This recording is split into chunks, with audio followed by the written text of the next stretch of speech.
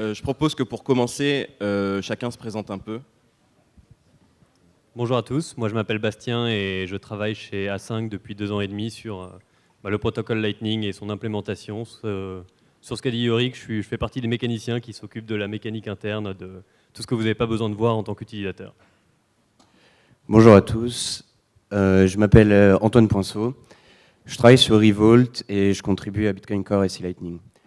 Et si tu me permets juste une petite digression, C-Lightning est développé par Blockstream et j'ai jamais été employé par Blockstream. Je vais parler de C-Lightning, mais en aucun cas je parle pour Blockstream. Bonjour à tous, enchanté d'être là. Je suis Romain Roufaël et je suis le cofondateur de LN Markets, qui est une plateforme de trading de produits dérivés Bitcoin construite sur Lightning, donc qui permet un accès direct au marché financier. Et je vais me permettre une petite digression aussi. On a construit LN Markets sur LND, qui est une des 3 implémentations de Lightning, mais on ne participe pas activement au protocole. Donc je vais essayer de plus donner la vision de qu'est-ce que ça veut dire que développer une app sur Lightning et LND. Voilà. Et moi, je m'appelle Grégory Raymond et je suis journaliste à Capital et je dirige la newsletter 21 millions. Et ça nous arrive de parler de temps en temps de Lightning. Donc, on ne va pas refaire l'histoire de Lightning, on ne va pas vraiment expliquer ce que c'est, parce que je pense que Yorick l'a très bien fait. Mais je pense que ça serait pas mal de revenir sur le développement. Comment ça se passe de développer sur Lightning ?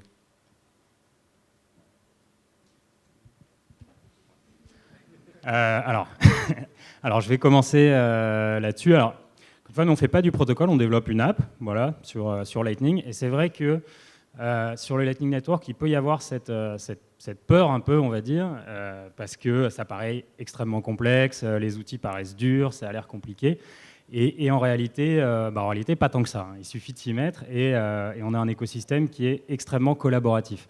Donc, si je prends l'exemple de LND, enfin de Lightning Labs, qui est la société qui développe le protocole LND, il y a un Slack avec plus de 5000 développeurs qui répondent assez vite. Il y a un accompagnement qui est vraiment très présent. Il y a des sortes de tables rondes qui sont faites tous les 3 mois. Et nous, concrètement, on a des messages sur Telegram ou sur WhatsApp des développeurs du protocole qui parfois nous disent « Attention, votre nœud a un souci, il se passe quelque chose, etc. » Donc on voit qu'il y a un vrai accompagnement.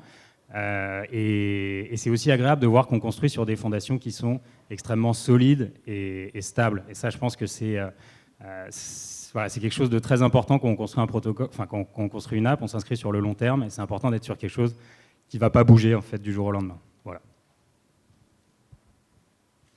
Donc ça, c'était la vision quand on construit au-dessus de Lightning. Et ce qui est intéressant, c'est sur la partie où on construit Lightning, c'est que c'est quelque chose de super collaboratif et de très transparent. En fait, tout ce qu'on fait, comme Yorick l'a expliqué, il y a une spécification et les différents acteurs de Lightning et aussi des acteurs indépendants où n'importe qui en fait peut venir contribuer, proposer des changements, commenter des changements en cours, commenter des discussions.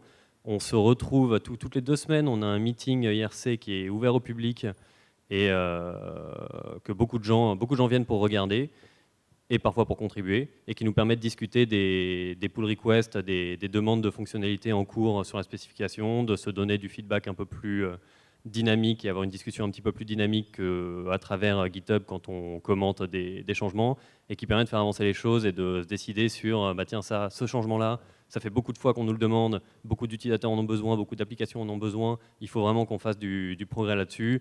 On demande à Blockstream, à Lightning Labs de passer du temps à revoir tel changement qu'on a proposé, et c'est une manière hyper intéressante de travailler et hyper enrichissante. Et du coup, pour compléter ce que Bastien disait et pour prendre à la fois le côté d'expérience utilisateur, de développer sur Lightning, parfois c'est un peu compliqué parce qu'on a des utilisateurs qui vont être... Il va falloir un peu revenir aux bases et se rendre compte qu'en fait, il y a une learning curve qui est assez raide. Et du coup, revenir sur du channel management. Pourquoi est-ce que je ne peux pas ouvrir un channel avec ce peer? Pourquoi est-ce que ou juste ma connexion avec mon node Tor ne va pas marcher?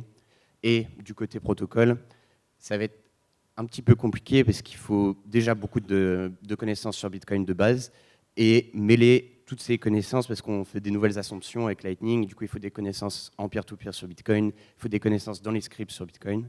Donc, il faut avoir des connaissances plus larges.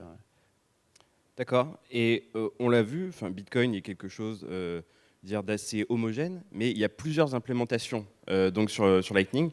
Comment ça se fait? À quoi ça sert? je pense que les personnes qui ont commencé le développement du coup, bon, on ne va pas revenir sur l'historique du développement. Les personnes qui ont commencé le développement de Lightning en 2015, donc Rusty Russell, qui a lead le truc, n'ont pas voulu refaire les mêmes erreurs qu'avec Bitcoin, où on a une implémentation de référence, et a tout de suite développé des spécifications pour que les spécifications fassent foi, en fait. C'est-à-dire qu'on n'ait pas une implémentation qui implémente un nouveau protocole, et que si deux implémentations divergent, on choisisse la plus vieille ou qu'on ait à trancher entre une des deux. Ce sont tout le temps les specs qui font foi, donc il faut qu'elles soient assez détaillées. Et aussi, ce qu'on a de très différent avec Bitcoin, c'est qu'on n'est pas sur un système de consensus. Donc on peut se permettre d'avoir plusieurs implémentations. Par exemple, sur Bitcoin, s'il y a deux validateurs de signature qui ne valident pas la signature de la même manière, la chaîne va split. Et donc c'est ce qui s'est passé en 2013. La chaîne n'a pas split, mais c'est le bug qui avait été trouvé en 2013 par Peter Wölle dans OpenSSL, et c'est pour ça qu'on a remplacé par lipstick-p, pour avoir vraiment aucune divergence du réseau. Tandis que sur Lightning, on va pouvoir se permettre d'avancer plus vite et d'avoir des implémentations concurrentes, parce que les bugs vont être locaux et ils ne vont pas être des bugs systémiques.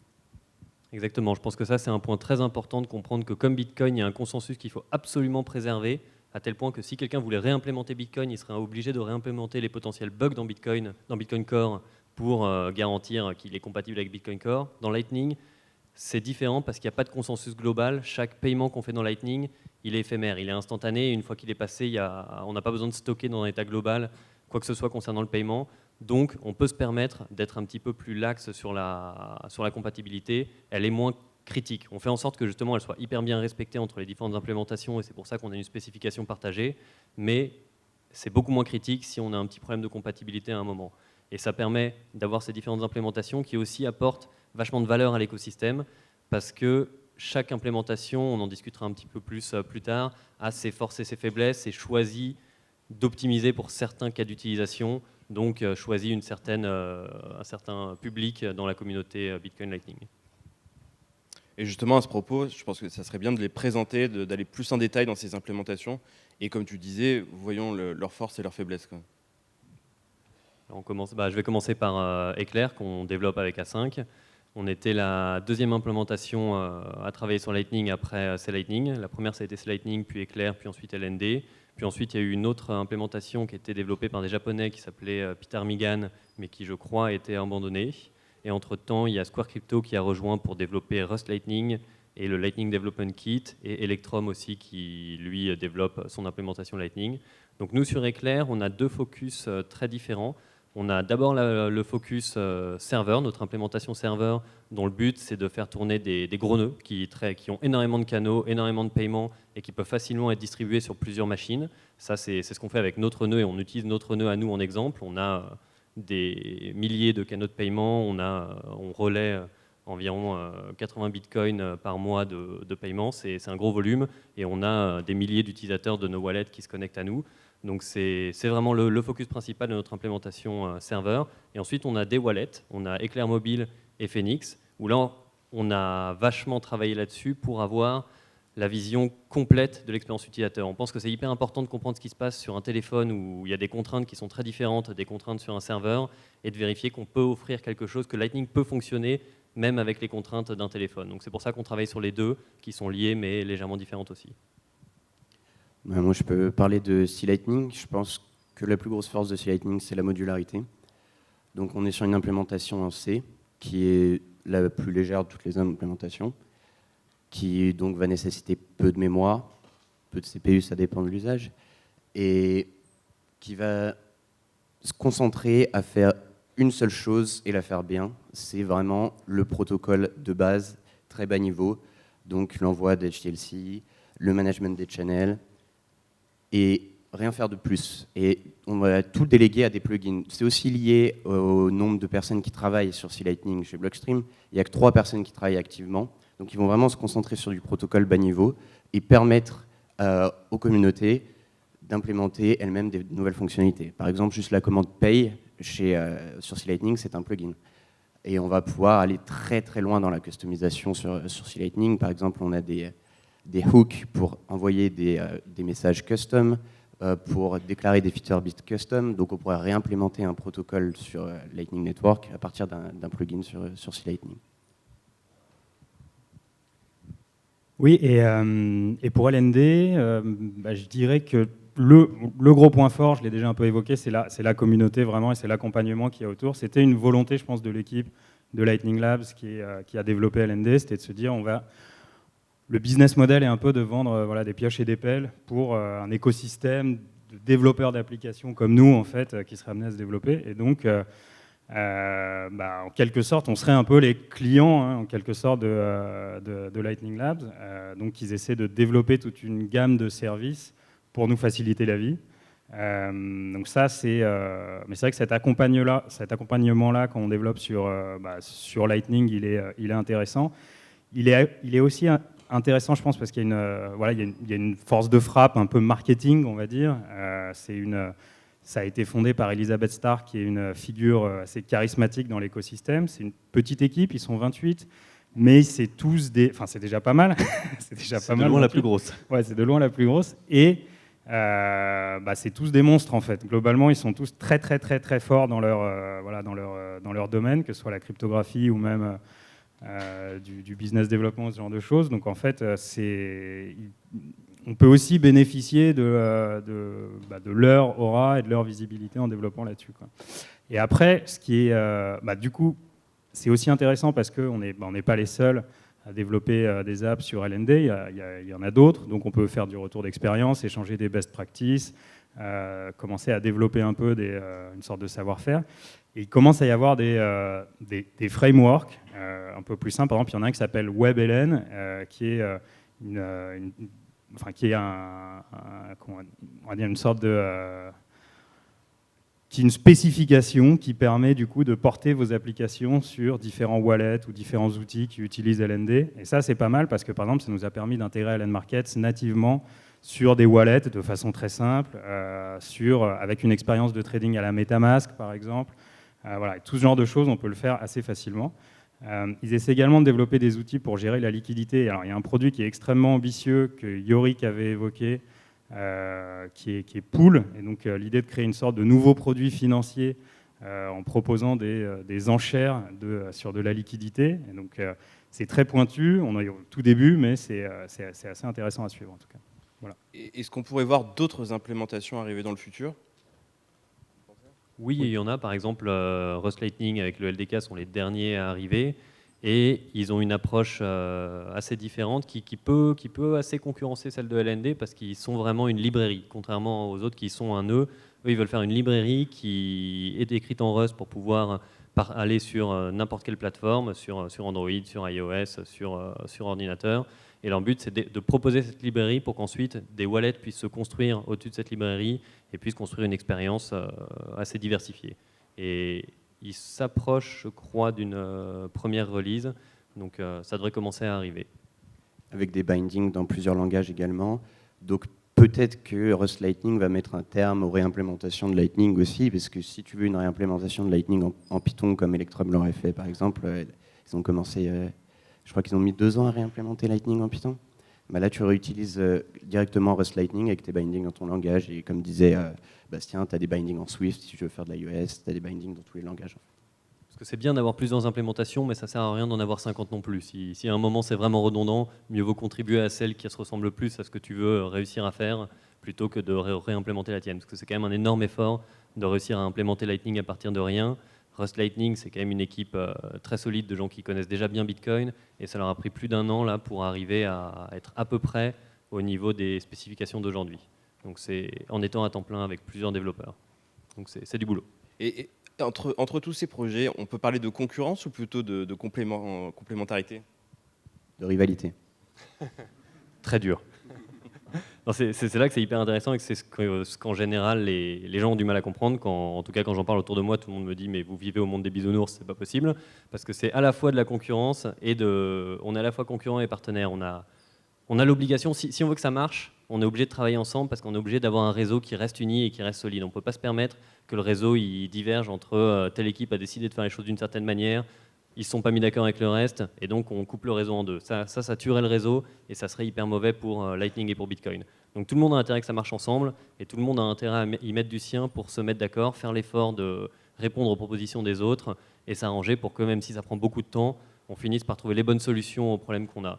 Et après, indépendamment de ça, on est aussi un petit peu concurrent parce que sur certains use cases, on se rejoint, et donc les utilisateurs peuvent choisir une implémentation ou une autre, et il y a une certaine concurrence à essayer de vouloir être choisi. Oui, je pense que Bastien a bien résumé. Et du point de vue de l'utilisateur, moi je trouve que c'est compliqué d'avoir plein de wallets différents. Ça pose pas un problème?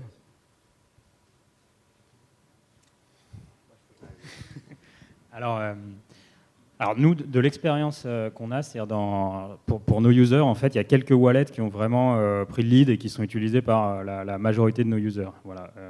C'est pas parce qu'il est là, mais je pense par exemple au wallet Phoenix d'A5 qui est très très intuitif et qui est le wallet qui a la meilleure expérience utilisateur de très loin, qui est très simple et qui a mis en place en plus des fonctionnalités qui pour nous sont très sympas, qui permettent de se login instantanément à la plateforme, qui permettent de retirer qui permettent de faire plein de choses de façon très simple et de simplifier le parcours utilisateur. Donc celui-là, et qui en plus est non-custodial, donc voilà, nous ça va être le wallet qu'on va conseiller. La plupart de nos users, d'ailleurs, si vous voulez récupérer le ticket de tombola, je vous conseille de prendre Phoenix. Hein.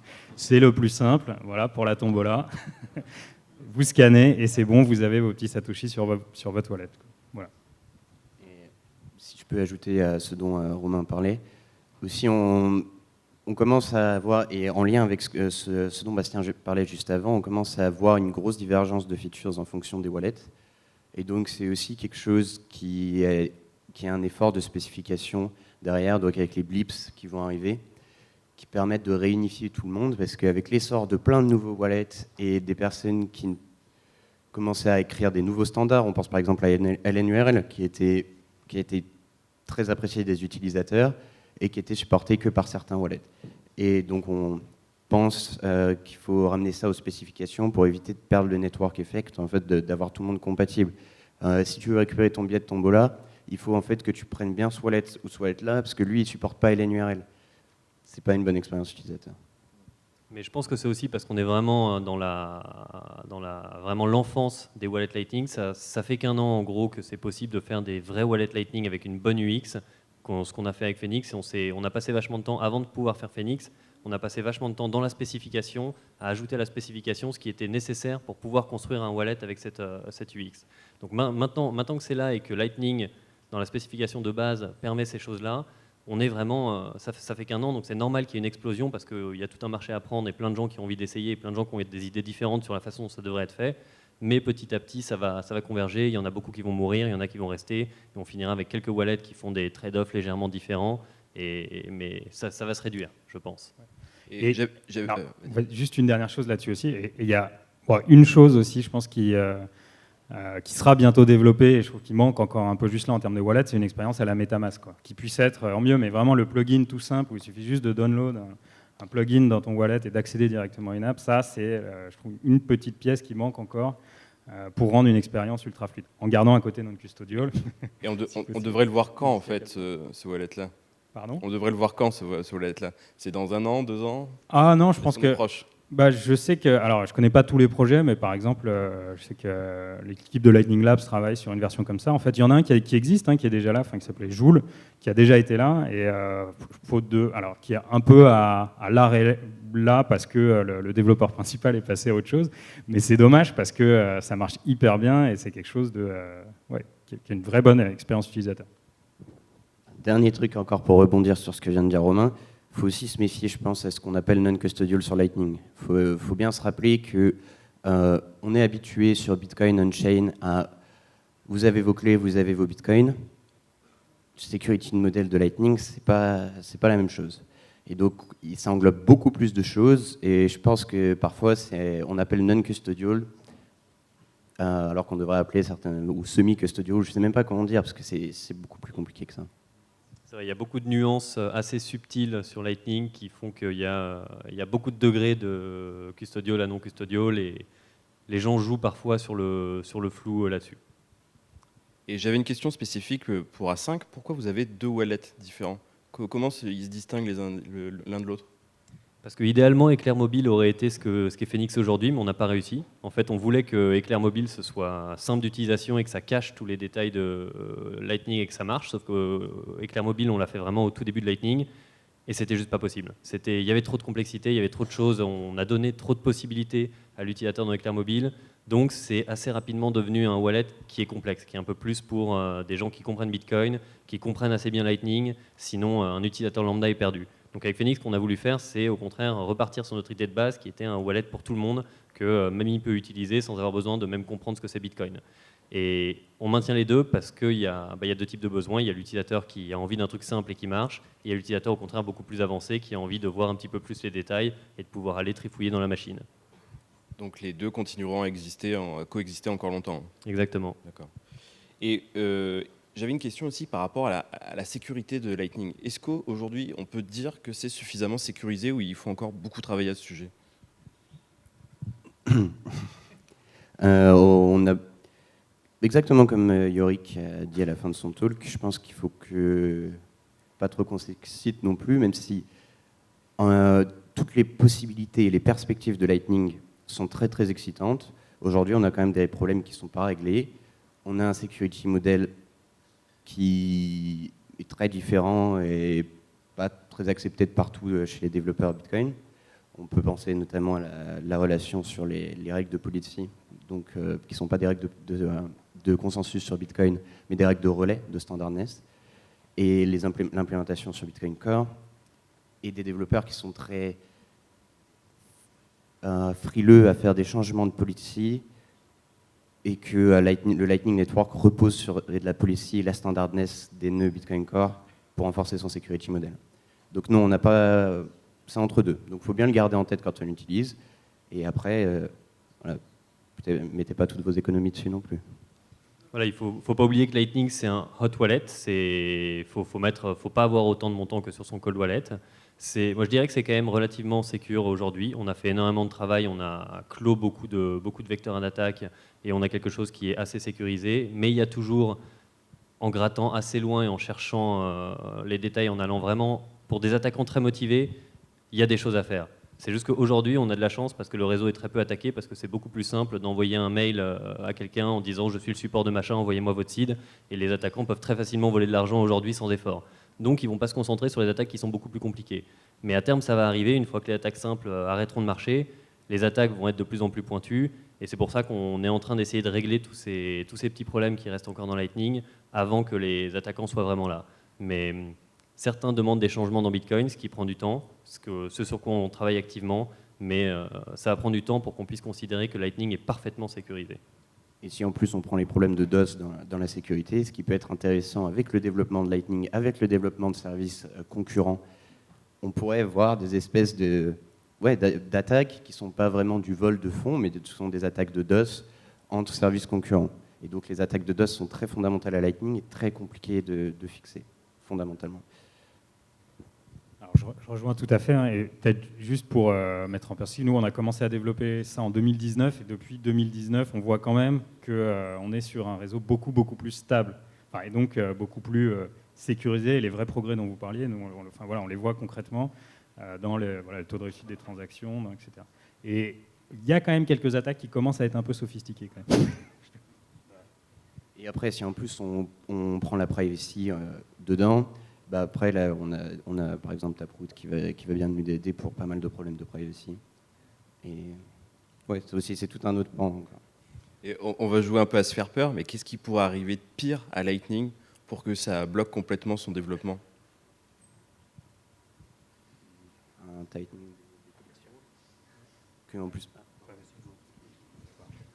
Non, mais je pense que typiquement le nœud d'A5 avec les 200 bitcoins, je pense que s'il se faisait hacker, ça serait assez violent. Je vous le souhaite pas du tout, hein, donc du coup je le dis pour pas que ça arrive, mais je pense qu'en termes de tremblement de terre sur l'écosystème, c'est ce qui me vient en premier à l'esprit, je pense, le plus fondamental. S'il y avait un problème de sécurité qui était exploité largement, ça mettrait un gros coup à Lightning, que ce soit sur Lightning ou sur Bitcoin d'ailleurs. Je pense quand même moins sur Lightning, parce que là on peut penser par exemple à Juice qui a fait pas mal d'expérimentations sur le mainnet de jamming, donc les attaques de DOS dont je parlais. Et en soi, bon, bah, on sait qu'elles existent. Effectivement, elles existent. Elles ont été testées sur le mainnet. Elles sont faisables par n'importe qui aujourd'hui. Mais ça reste pas quelque chose qui pourrait vraiment mettre Lightning Network en péril. C'est que bon, bah, ça va mettre ton channel en péril, mais c'est pas non plus quelque chose de systémique comme ça serait sur Bitcoin, je pense. Oui, là, les attaques dont parle Antoine, c'est de la nuisance plutôt que du vol. C'est quelque chose qui peut nuire à un opérateur de nœud en lui bloquant temporairement de la liquidité, mais ça ne permet pas de lui voler de l'argent. Donc c'est une nuisance quand même, c'est quelque chose qu'on veut régler, mais ce n'est pas quelqu'un qui partirait avec la caisse et qui volerait 200 bitcoins à notre nœud. J'aimerais qu'on prenne un peu de recul maintenant, parce qu'on a beaucoup parlé théorie, mais à quel point Lightning est-il utilisé dans le monde? Quels sont les retours de vos utilisateurs? Je sais pas, peut-être. Bon, sur C-Lightning, j'ai peut-être celui qui a le moins de feedback là-dessus, mais bon, nous on a des utilisateurs qui essayent de faire tourner C-Lightning sur des mobiles et de hacker, donc les utilisations dans le monde, je sais pas trop. Ouais, non, nous avec Helen Markets, on découvre des pays en fait. Enfin, voilà, quand on regarde un peu et qu'on essaie de regarder les adresses IP, il y a plus de 100 pays. Et il y a vraiment, du coup c'est génial parce qu'on n'avait pas. Et la France d'ailleurs est loin d'être un des plus gros pays. Et il y a des gens du monde entier, donc voilà, on utilise beaucoup Google Translate pour le suivi parce que voilà, il y a de l'Amérique du Sud, de l'Asie, l'Afrique qui commence aussi. Donc c'est assez incroyable de voir ça, cet écosystème grandir, mais vraiment au niveau mondial, quoi. C'est très sympa. Alors nous, en tout cas, comme disait Yorick, c'est pas possible d'avoir de stats sur le volume de paiements relayés sur le réseau parce que c'est des informations qui sont privées et chaque nœud peut seulement voir les paiements qui passent par lui. Nous, sur notre nœud, on a environ 80 bitcoins par mois qui sont relayés, ce qui est déjà pas mal. Et beaucoup d'autres nœuds ont à peu près notre capacité ou une capacité peut-être inférieure, mais quand on additionne tout ça, on peut extrapoler qu'il y a quand même un assez gros volume de transactions qui est fait sur Lightning. Et pour revenir un peu sur ce que disait Romain, nous aussi avec Phoenix, on a été surpris de voir que c'est utilisé partout dans le monde et de voir à quel point on a eu des problèmes de traduction. Plein de gens ont voulu traduire Phoenix et on n'a rien fait. Les gens sont venus d'eux-mêmes et sont venus traduire Phoenix pour nous dans un nombre de langues incroyable. En permanence, des gens viennent rajouter des traductions dans différentes langues, ce qui fait que c'est compliqué pour nous parce qu'il faut qu'on fasse du Google Translate parce qu'on ne sait pas parler coréen et donc quand on propose une traduction, on n'a aucune idée de si c'est bon ou pas. Mais ça montre qu'il y a un intérêt dans énormément de pays et avec une base d'utilisateurs assez grande et variée. Et moi, dans le cadre de mon travail, je m'intéresse beaucoup à tout ce qui peut servir à démocratiser cette technologie auprès du grand public. Et on a beaucoup parlé de Strike cette année. Est-ce qu'on peut dire que c'est l'application grand public qui sert le mieux Lightning? Je suis pas sûr. Je pense que Lightning c'est bien, mais si c'est pour utiliser Lightning d'une manière custodial, à quoi ça sert réellement? Je suis assez d'accord. En fait, ça a un gros effet wow parce que ce qui rajoute par rapport aux autres wallets, c'est le fait d'arriver avec des euros ou des dollars et de convertir à la volée. Et en fait, ça introduit un tiers de confiance qui est exactement ce que Bitcoin et Lightning veulent enlever. Donc c'est sûr que c'est beaucoup plus facile pour quelqu'un qui arrive et qui n'a pas encore de Bitcoin, alors que les autres wallets comme le nôtre, considèrent que l'utilisateur a déjà acquis des Bitcoins d'une autre manière, en dehors de notre wallet, et ensuite peut utiliser notre wallet pour les dépenser.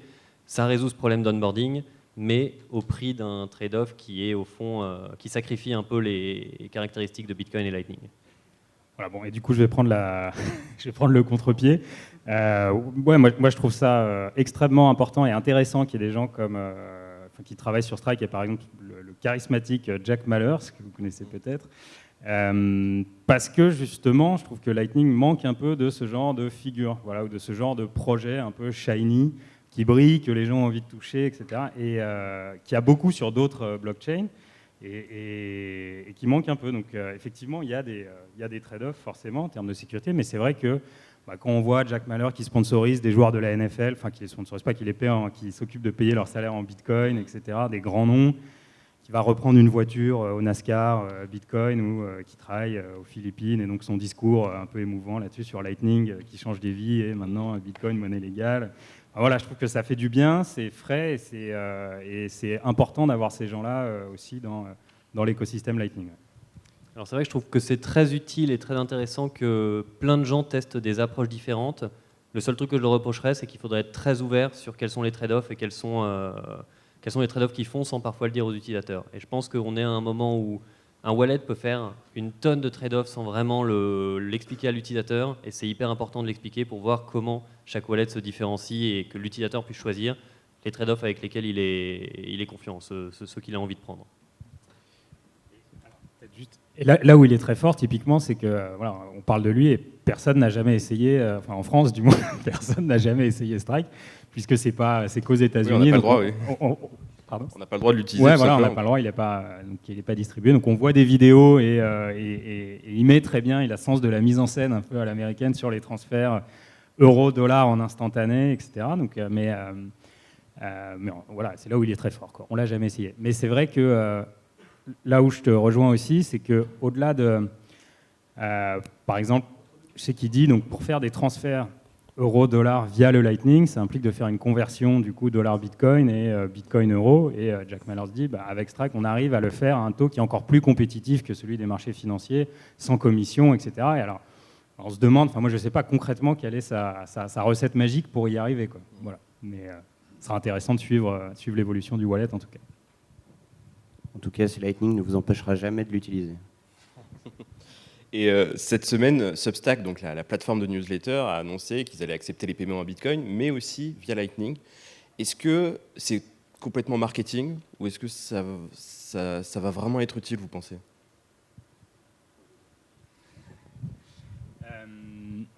Non, moi je pense que c'est un intérêt certain. Alors il commence, quand on lit un peu, il commence avec une sélection de personnes qui publient plus sur des thèmes crypto. Mais ça a un vrai intérêt, puisque si on revient aux racines du Lightning Network, l'idée c'était de faciliter des micro-paiements sur Internet, du streaming à la seconde, de l'écoute de podcasts à la seconde. Et là, c'est un peu pareil en fait. On pourrait payer, tiper quelqu'un qu'on aime bien. Donc nous, on a une newsletter par exemple avec Helen Markets qui est complètement gratuite. Mais bon, juste pour essayer, je pense que si on a la possibilité de la mettre en payant et de voir ce que ça donne via Lightning, là, on sera très content. En tant que média, je pense que le micro-paiement via Lightning a énormément de perspectives. Il faudra que quelqu'un se lance. Oui, tout à fait. Et c'est là où Yorick en parlait. Jack Dorsey, Twitter, c'est un peu une arlésienne. Ça fait longtemps qu'on en parle, mais d'avoir des micro-paiements en Lightning sur Twitter, ça serait un énorme game changer. Malheureusement, je suis désolé de tout le temps prendre un contre-pied, mais malheureusement, ça vient c'est un peu opposé à ce qu'on cherche le plus aujourd'hui sur Lightning, qui est qu'on puisse se reposer dessus et que les paiements marchent. En fait, on a besoin de plus de fees et de plus d'opérateurs de notes professionnels. Donc je pense que le gros avantage de Lightning, c'est plutôt le settlement rapide que le peu de fees. Parce que si l'opération se professionnalise, on risque d'avoir plus de fees, mais un réseau qui marche. Et on avait prévu quelques questions pour la fin. Malheureusement, il reste 2 minutes 30. On peut en prendre une si vous voulez. Oui. Est-ce qu'il y a quelques questions ?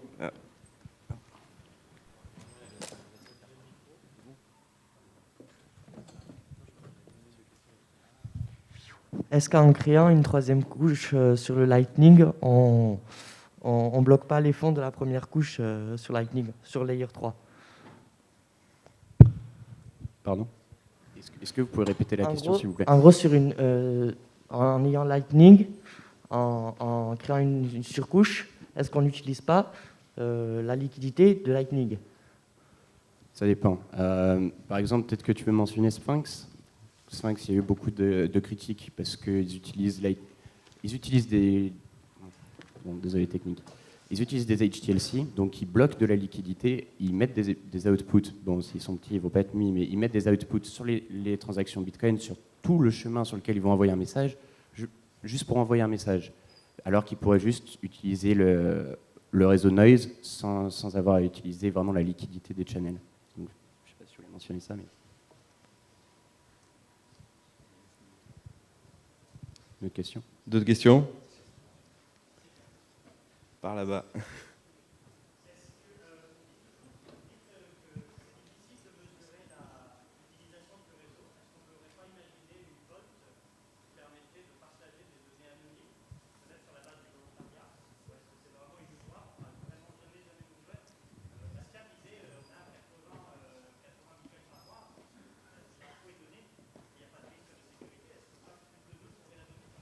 Oui, mais j'aurais pu mentir. On pourrait faire 10 fois ça ou 10 fois moins ça. Il n'y a aucun moyen. Si on pourrait permettre à des gens de manière anonymisée de publier ces chiffres, mais on n'aurait aucun moyen de vérifier qu'ils sont bons. Donc en fait, je ne pense pas que ce soit possible, ni utile dans ce cas. Même si c'est dommage, parce que ça fait que la seule métrique qu'on a et qui est utilisée, c'est la capacité totale du réseau et le nombre de nœuds, qui ne sont pas nécessairement des bonnes métriques pour comprendre si le réseau est utile vraiment. Mais on peut quand même se dire, par extrapolation, que si des gens viennent mettre autant de capacité et bloquer des bitcoins, c'est qu'ils y retrouvent quelque chose. Donc c'est qu'il y a sûrement du volume derrière. On ne sait pas combien, mais il y a sûrement du volume. Je pense qu'on aura tendance dans ce cas à plutôt sous-estimer le volume réel que le surestimer.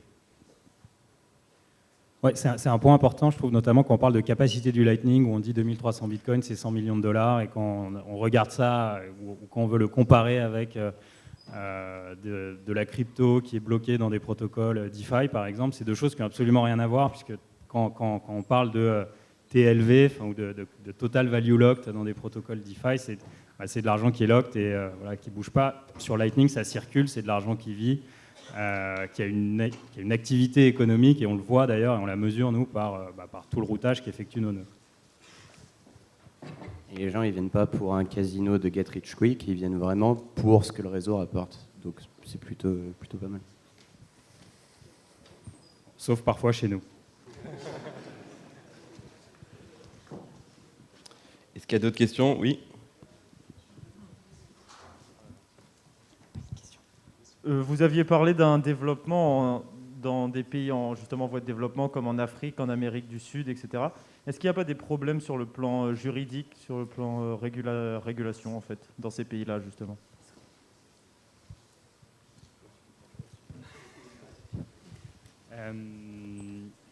Alors c'est une bonne question, c'est une vaste question.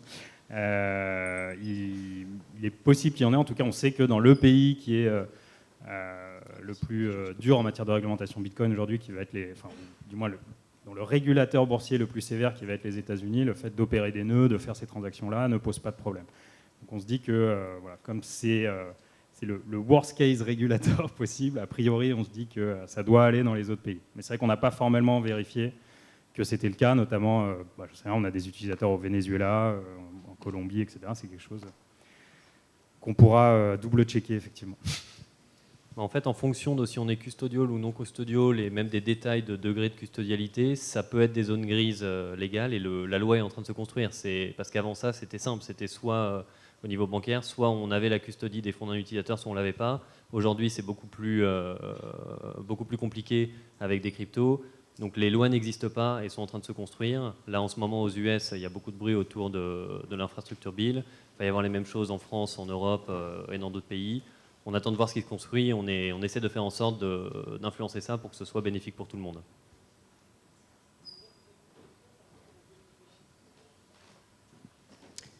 J'ai une question. Depuis la validation du Taproot, est-ce que ça a permis de mieux vous développer sur les différents projets liés au Lightning Network? Taproot est locked in, mais pas encore actif sur le mainnet.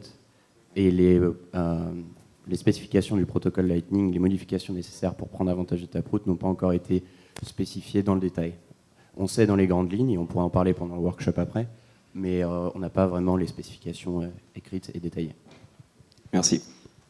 Mais ça apporte beaucoup d'améliorations, ça on le sait. Il y a beaucoup de choses que ça règle et beaucoup de choses que ça améliore. Bonjour, je voudrais avoir... vous avez parlé du Venezuela. C'est un cas un peu particulier. Comment se font les échanges avec Bitcoin? Je suppose que vous travaillez en Bitcoin pour le Venezuela. Puisque en fait, ils ont une régulation monétaire du bolivar, qui est la monnaie nationale. Juste par curiosité, comment est conduit les échanges monétaires, Bitcoin, bolivar, dollar, euro ou autre? Alors nous, on n'en a aucune idée, parce que concrètement, c'est des gens qui nous disent qu'ils sont vénézuéliens, mais on n'a aucune idée de la façon dont ils ont obtenu leur bitcoin et tout ça. Après, ce qu'on peut supposer, c'est que si les places de marché réglementées sont interdites, déjà, il suffit que quelqu'un leur en ait envoyé, ou alors qu'il y a une sorte de marché noir, de gré à gré, d'achat-vente de bitcoin. Mais ce ne sont que des suppositions. En fait, nous, on opère uniquement sur des bitcoins. On ne fait pas la transition entre bitcoin et une monnaie fiat. Ça se passe en dehors de notre système. Et donc ça, on ne sait pas comment les utilisateurs ont acquis leur bitcoin à la base ou comment ils transfèrent ensuite s'ils transfèrent leur bitcoin en fiat. Et ça ne fait pas partie de ce qu'on développe.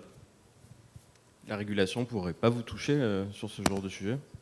Peut-être, mais C'est pour ça qu'on étudie de près, on fait en sorte que la régulation permette quand même de ne pas complètement bloquer l'innovation, et on verra.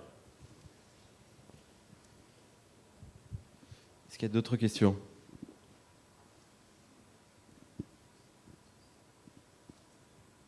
Soyez pas timide.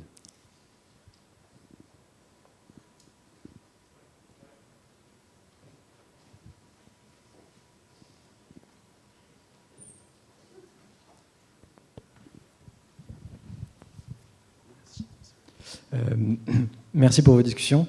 À un moment, Antoine, tu as dit qu'il ne fallait pas trop penser au micro-paiement parce qu'en fait, on voit que les frais augmentent déjà sur le réseau et qu'en fait, le but du réseau, c'est justement qu'il soit fiable et donc il y a des nœuds qui chargent des frais. Et voilà, donc j'aimerais bien que si vous pouvez détailler un peu ça parce que je pense que on idéalise souvent ce micro-paiement. Et voilà, donc ouais. Je pense qu'un des principes cœurs de Lightning a été depuis le début de garder la confidentialité et de garder la vie privée et que n'importe qui puisse join le network et puisse être un acteur. Ça vient avec donc des problèmes de DOS, ça vient avec des problèmes de fiabilité parce que si moi je veux faire un paiement sur Lightning, mon calcul de ma route ne va pas prendre en compte l'identité des personnes et donc je ne vais pas savoir s'ils sont réputables pour pouvoir router mon paiement de manière fiable. Et donc aujourd'hui, on a des algorithmes qui se développent, notamment il me semble que LND font sur du scoring mais il faut déjà avoir commencé et travailler des routes. Une fois que tu sais, bon, bah ça marche pas, ou celui-là a marché en tant de temps, j'ai eu telle erreur, et donc je vais appliquer du scoring. Mais il faudra déjà avoir essayé. Donc de base, on ne peut pas l'avoir.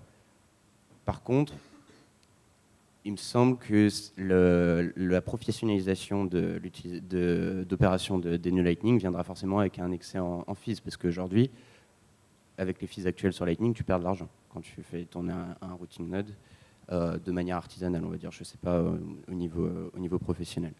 Mais oui, tu as beaucoup de sources de coûts, notamment les force clauses. Donc il faut que les fees augmentent. Enfin, ça serait un bon signe. Je pense que ça serait un signe de maturité du réseau. En fait, je pense que les micro-paiements et le streaming de micro-paiements minuscules ne sera pas possible dans le cas général pour payer n'importe qui. Par contre, si tu as directement un canal avec la personne avec qui tu veux faire des micro-paiements, là, il n'y a aucun problème, parce que là, ça ne concerne que vous deux et ça ne va pas sortir de vous deux. Par contre, si tu dois traverser tout le réseau pour ça, tu vas obligatoirement passer par des nœuds qui vont te demander des frais de transaction, parce qu'à un moment, il faudra qu'ils fassent vivre leur business et qu'ils ne fassent pas uniquement tourner leurs nœuds avec l'argent des investisseurs. Donc, à ce moment-là, tu ne pourras plus faire streamer toutes les secondes un Satoshi. Mais par contre, tu pourras toujours le faire si tu es directement connecté à la personne avec qui tu fais ce paiement, ou à la limite, que tu es connecté à un provider qui lui est connecté à cette personne. Si vous êtes proche dans le réseau, ça sera peut-être sûrement possible. Si vous êtes à l'autre bout du réseau, probablement pas. Merci à tous les trois. Notre temps est écoulé.